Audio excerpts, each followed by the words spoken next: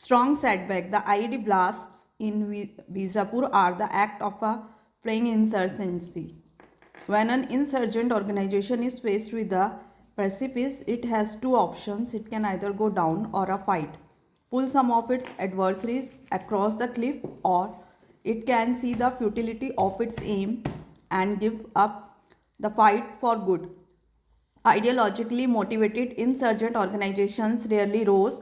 The second option, especially those that are engaged in decades of conflict, even those organizations such as the Revolutionary Armed Forces of Colombia (FARC) that gave up violent insurgency and entered into an armistice find it difficult to convince factions or cadre who are committed to the violence as a mean of not just rebellion but also of their existence. Since the merger of various next light currents into the party into the early 2000s, the Communist Party of India (Maoist) has rarely ventured to speak of its peace and ending the violent conflict except for tactical reasons. It ideologically not just talks of the utilization of violence for its aims but also make it central to its existence.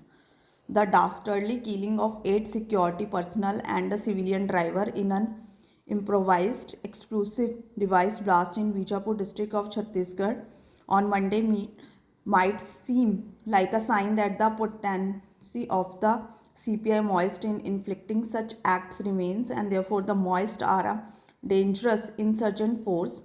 While there is a grain of truth to that, especially in an Aburmaha jungles and adjoining areas of the Basta region in the state, it is also accurate to suggest that these are acts of a fleeing outfit struggling to retain what was the only bastion for the left extremist organization.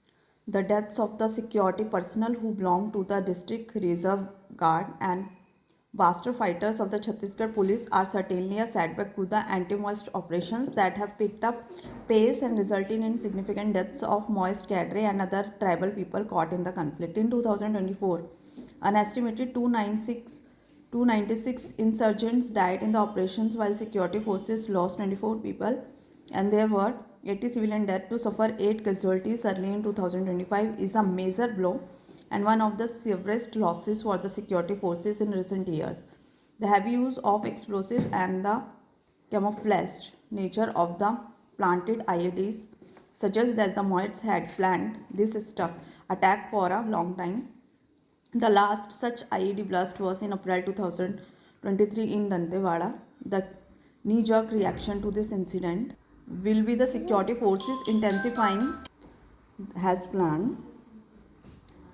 The knee-jerk reaction to this incident will be the security forces intensifying their operation to identify the culprits.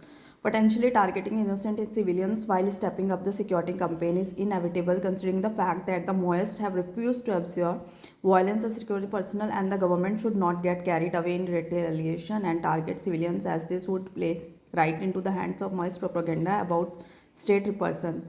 As tempting as it is to wipe out the Maoist movement through military means, as the Union Home Minister has promised, it is still prudent to use civil society actors to work out a ceasefire agreement and utilize it to end the conflict.